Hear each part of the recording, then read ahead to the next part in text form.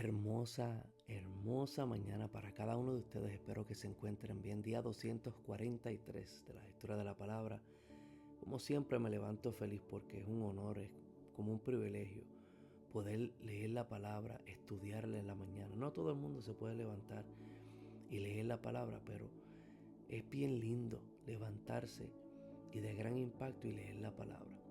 Colosenses capítulo 4, versos 7 al 18. Hoy terminamos la carta a los Colosenses. Felicidades, comenzamos el día 221 y ha sido de gran bendición.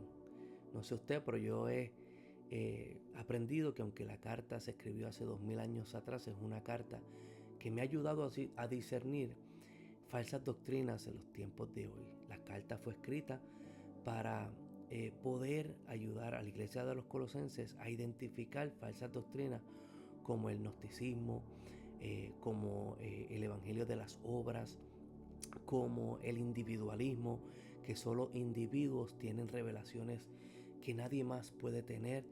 En fin, y lamentablemente eso pasa en nuestros días. Es una carta muy actualizada, aunque fue escrita mucho tiempo atrás.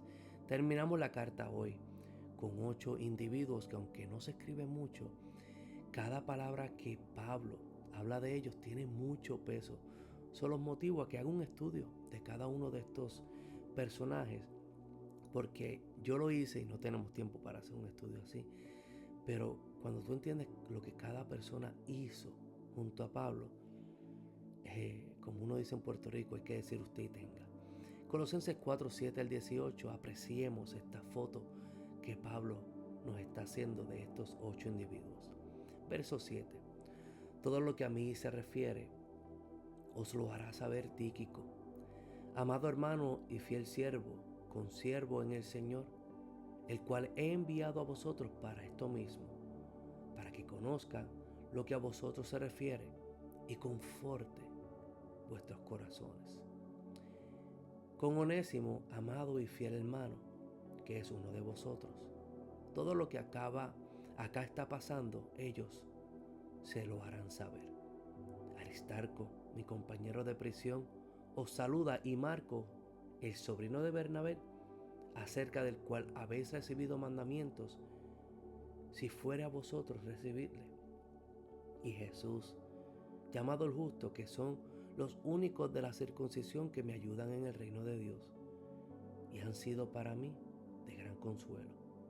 Os saluda Epafras, el cual es uno de vosotros, siervo de Cristo, siempre rogando encarecidamente por vosotros en sus oraciones, para que estéis firmes, perfectos y completos en todo lo que Dios quiere, porque de Él doy testimonio de que tiene gran solicitud por vosotros y por los que están en la Odisea y los que están en Hierápolis. Os saluda Lucas, el médico amado, y Demas. Saludad a los hermanos que están en la Odisea y a Ninfas y a la iglesia que está en su casa. Cuando esta carta haya sido leída entre vosotros, haced que también se lea en la iglesia de los laodicenses, y que de la Laodicea la leáis también vosotros. Decid a Arquipo, mira que cumplas el ministerio que recibiste en el Señor. La salutación de mi propia mano, de Pablo. Acordaos de mis prisiones. La gracia sea con vosotros. Amén. No le puedo hacer justicia a estas palabras. Cada una de ellas tiene un peso bien grande. Y aún más cuando sabemos que Pablo está encarcelado y que pronto va a morir. Por el precio que ha pagado por el Evangelio, por las heridas que ha sufrido, por el cuerpo de Cristo. El llevar la revelación de que Cristo lo es todo en cada uno de nosotros. Al finalizar su carta, Pablo, como dije anteriormente, menciona 8 personas que son colaboradores con él del ministerio y estuvieron con él en los momentos más difíciles. Resalta la labor de algunos de estos héroes que en el Nuevo Testamento no se mencionan con muchas palabras. Para Pablo, estas personas eran indispensables y de gran valor para su ministerio. Él sabía muy bien que no podía hacerlo solo. De hecho, ¿qué líder puede hacer el ministerio solo? Los siervos de Dios siempre han dependido de otras personas para hacer el trabajo del ministerio. Los líderes son más eficaces aún cuando hacen el trabajo en ayuda de otros. Proverbios 27:17 nos dice esto: como el hierro se afila con el hierro, así un amigo se afila con el otro. Qué lindo cuando uno hace ministerio y hace ministerio con sus amigos. Eclesiastés 4:9-12 añade, dice: es mejor ser dos que uno, porque ambos pueden ayudarse mutuamente a lograr el éxito. Si uno cae, el otro puede darle la mano y ayudarle, pero el que cae y está solo, ese sí está en problemas.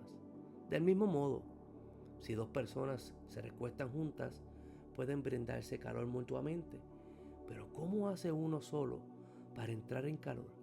Alguien que está solo puede ser atacado y vencido fácilmente, pero si son dos, se ponen de espaldas, con espaldas y vencen. Mejor todavía si son tres, porque una cuerda triple no se corta fácilmente. Es lindo cuando tienes amigos trabajando contigo en el ministerio, pero aún mejor cuando entre ustedes dos está el Espíritu Santo, que es la tercera cuerda. Aunque estaba Pablo en prisiones, mientras escribía a Colosenses no estaba solo.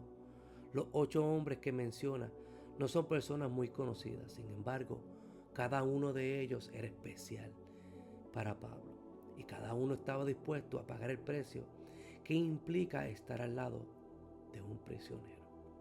En este pasaje encontramos al hombre del corazón de siervo, Tíquico, al hombre con un pasado oscuro, Onésimo, que era fugitivo, al hombre con un corazón de un buen amigo, Aristarco, el cual no dejó a Pablo en la prisión y renunció a su libertad para suplir su necesidad, al que tuvo un futuro inesperado, Juan Marcos, que aunque dejó a Pablo y a Bernabé, con el tiempo sirvió al Señor y fue de gran importancia para Pablo, al hombre con gran compromiso, Jesús, que tenía el apodo de justo. Eso ya pueden saber cómo era el carácter de Jesús. No era Jesús nuestro Salvador, otra persona. Jesús el justo. Al hombre con una sola aspiración, Epafras, fundador de la iglesia de Colosa. Al hombre con un talento especializado, el doctor Lucas, el amado de Pablo, médico de Pablo y también amigo personal. Fue el escritor del Evangelio de Lucas y también escribió los Hechos de los Apóstoles. Era un hombre muy educado, muy culto. Y al hombre con un futuro oscuro, Demas. ¿Por qué tenía Demas un futuro oscuro? Porque Demas, el último hombre que él menciona, pero que también le dio importancia para formar toda esta fotografía, había hecho importantes compromisos en la obra de Dios y en 2 encarcelamientos de Pablo. Pero a diferencia de los otros colaboradores, su futuro fue incierto. Pablo relata la tragedia del abandono de Demas en 2 de Timoteo 4:9-10 y escribe: procura venir pronto a verme, Timoteo, porque Demas me ha desamparado, amando a este mundo, y se ha ido a Tesalónica. La presión del mundo se volvió insoportable para Demas y al fin terminó abandonando a Pablo y al ministerio. Jesús tuvo a Judas y Pablo tuvo a Demas. Y cualquiera que haya estado en el ministerio por mucho tiempo también ha tenido su Judas y su Demas. Pero una situación así no refleja la condición del ministerio de una persona. Es alentador saber que hasta los líderes más provenientes, más importantes del Nuevo Testamento y de la Biblia, han tenido su Judas y su Demas. Necesitamos a cada uno de estos hombres en nuestra vida, incluyendo a Demas. Permítame terminar hablando un poquito de Tíquico. Estoy bien contento y es bien alentador escuchar cada una de estas personas, porque verdaderamente necesitamos personas así y me identifico con muchos de ellos, especialmente con Juan Marcos, que se fue de Pablo y de Bernabé por un tiempo, pero regresó y fue de gran importancia. Tíquico había acompañado a Pablo, escuche bien esto, todo ese tiempo y con toda certeza también estuvo durante los encarcelamientos, en especial en Roma. Después de que Pablo fue libertado, Tíquico se quedó con él, ayudando en las diferentes iglesias como suplente. Hacia el final de la vida de Pablo, durante su segundo encarcelamiento en Roma, Tíquico aún estaba con él. Qué lindo. Esto dice mucho del carácter de esta persona. Mientras se escribía la carta a los colosenses, Tíquico estaba en Roma con Pablo. Ya en ese tiempo había transcurrido cerca de 4 años de que Tíquico se había unido en él en Efesos. Ya que era un hombre con una fidelidad que había sido probada, Pablo tenía una importante misión para él, llevar estas cartas a las diferentes iglesias. Y no solo llevó la carta de los colosenses, sino que también a los efesos. En el capítulo 6:21 de Efesios podemos ver esto. Y el viaje que le tomaba a él de Roma a estos lugares era muy, muy difícil. No lo puedo describir, voy a tratar. Tíquico debía atravesar gran parte de Italia a pie. Luego navegar a través del mar Adriático. Después de cruzar Grecia a pie, debía zarpar por el mar Egeo hasta la costa de Asia Menor. Después de todo esto, aún le esperaba una jornada de más de 100 millas a pies para llegar a Colosa. Tíquico no solo entregó la epístola de Colosenses, sino que también trajo noticias a los colosenses concerniente a Pablo. Nunca alcanzó un papel sobresaliente, pero ejerció un importante servicio como vínculo entre Pablo y la iglesia. Fue un fiel administrador de su ministerio, el más alto elogio que Pablo podía dar. A esto le tienes que añadir que mientras iba por este viaje, lo querían asesinar por culpa de estas cartas. Primera de Corintios 4:2 dice, ahora bien, se requiere que los administradores de ellos, que de cada uno de ellos sea hallado fiel. Cada uno de estos personajes merece estudiarlo, porque como Tíquico, que leímos solamente un poquito de lo que él hizo y lo que él enfrentó, no le hacemos justicia al precio que él pagó por llevar esta carta a los colosenses.